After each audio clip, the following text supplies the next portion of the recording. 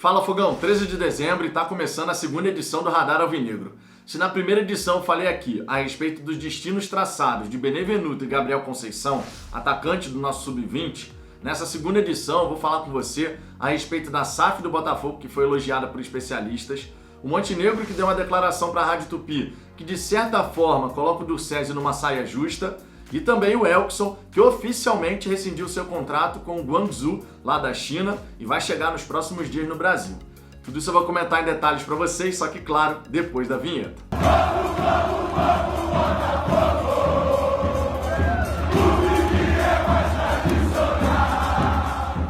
Vamos lá, Fogão, para começo de conversa, peço por gentileza que você deixe o seu like, isso é muito importante, traz mais botafoguenses aqui pro Fala Fogão. E se você não for inscrito no canal, se inscreva, nos ajude a crescer, para que a gente possa chegar aos 11 mil inscritos ainda em 2021. Basta você clicar no botão inscrever-se, que está aqui abaixo do vídeo, e depois no sininho que vai aparecer ao lado. Assim você vai ativar as notificações e vai ser sempre avisado quando tiver vídeos e lives aqui no canal, nos ajudando a alcançar esse objetivo dos 11 mil inscritos. E por falar em vídeos e lives, sempre é importante lembrar a programação do canal, a nova programação do Fala Fogão. Radar Alvinegro, primeira edição, ao meio-dia, segunda edição, 5h30 da tarde. Além disso, lives às 10 da noite, terça, quinta e domingo, certo? Terça, quinta e domingo, 10 da noite, aquela resenha gloriosa com a galera, debatendo as últimas novidades do Botafogo e também, eventualmente, alguns temas especiais que a gente traz por aqui. Dito isso, vamos em frente para o nosso primeiro destaque, justamente a entrevista, a declaração que o Montenegro deu à Rádio Tupi ao jornalista Thiago Veras, o ótimo jornalista Thiago Veras.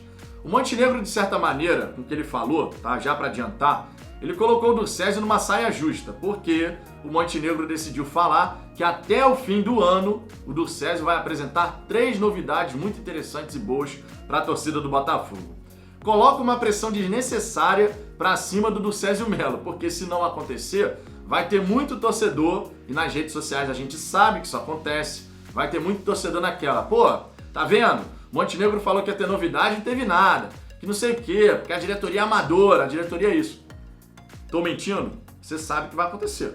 Se não tiver novidade até o fim do ano, tem muito torcedor que vai por esse caminho. E a gente tem que ter tranquilidade e calma para não ficar misturando uma coisa com a outra. O Montenegro, ele não é nada dentro do Botafogo. Ele já foi presidente, ele é amigo de infância do Durcésio Melo e tal, mas ele não tem qualquer cargo no Botafogo. Quem está à frente do clube nesse momento é o Durcésio, o Vinícius Assunção e, como diretor executivo, o Jorge Braga.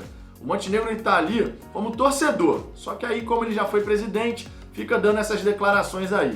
E coloca o Durcésio e todo mundo que está no Botafogo numa saia justa, com uma pressão desnecessária em relação a isso. Sinceramente, o Montenegro já tinha dito que não ia mais ficar dando entrevista, declaração.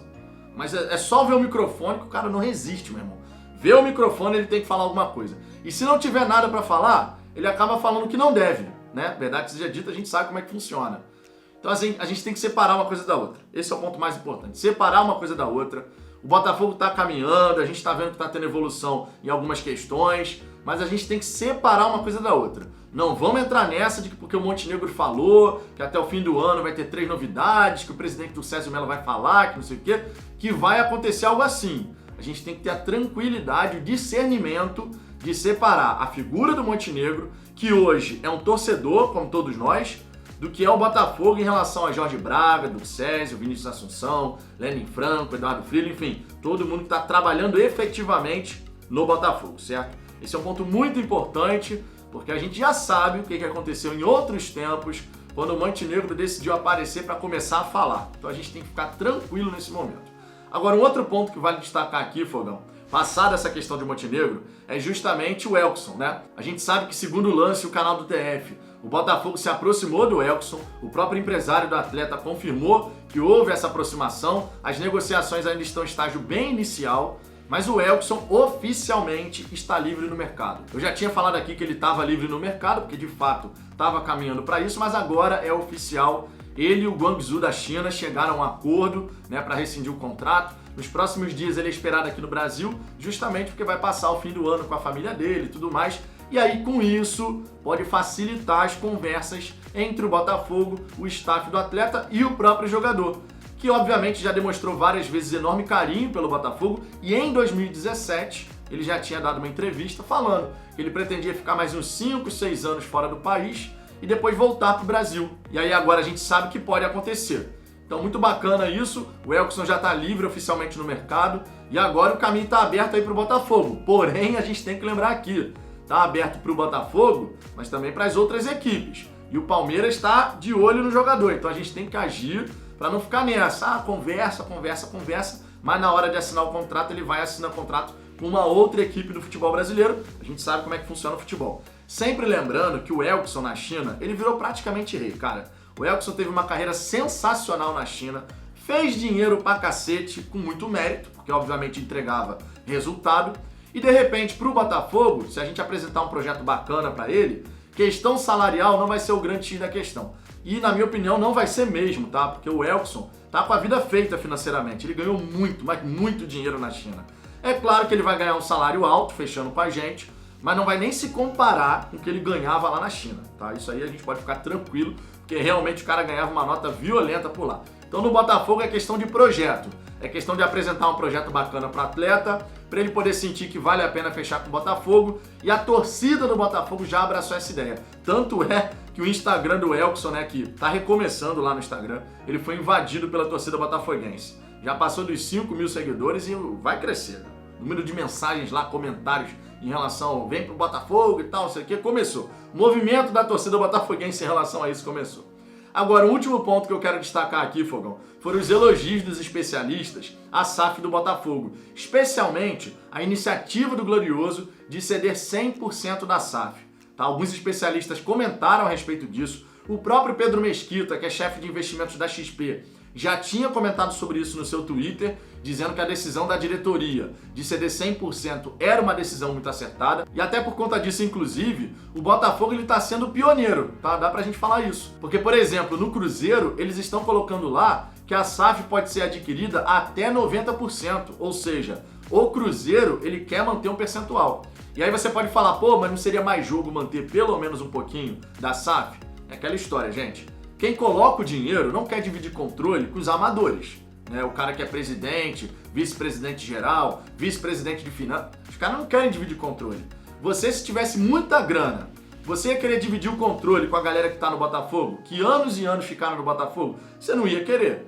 Então a decisão da diretoria de ceder 100%, na minha opinião, para lá de acertada. Isso porque quem colocar o dinheiro vai ter mais segurança jurídica, sempre lembrando que o instrumento jurídico vai colocar lá todos os pingos nos is, para que a questão de escudo, cores do Botafogo, nossas tradições, tudo isso seja respeitado. E, obviamente, outros detalhes que serão muito bem documentados num contrato entre Botafogo e o investidor que chegar para ficar à frente do futebol alvinegro, certo? Então a gente tem que ter muita tranquilidade em relação a isso. É muito bacana a gente ver especialistas, né, a galera da área de direito e tal, elogiando a decisão do Botafogo, porque você dá um passo muito importante para mostrar para o mercado, olha, eu não quero só o seu dinheiro, eu quero de fato uma transformação.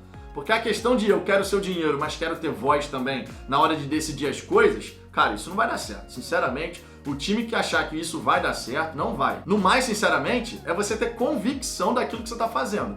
Você vai ceder 100%, mas você vai estar com tudo estabelecido em contrato. Vai aumentar a segurança jurídica para o investidor e, obviamente, você aumenta a possibilidade de você ser mais atrativo para os investidores. Até porque o Botafogo ele tem que pesar na balança sempre o seguinte: minha dívida é muito elevada. Se chega um outro time no futebol brasileiro que tem uma dívida menor do que a minha e tem um potencial de crescimento interessante, por que o investidor vai querer ficar no Botafogo se eu não ceder 100% da SAF?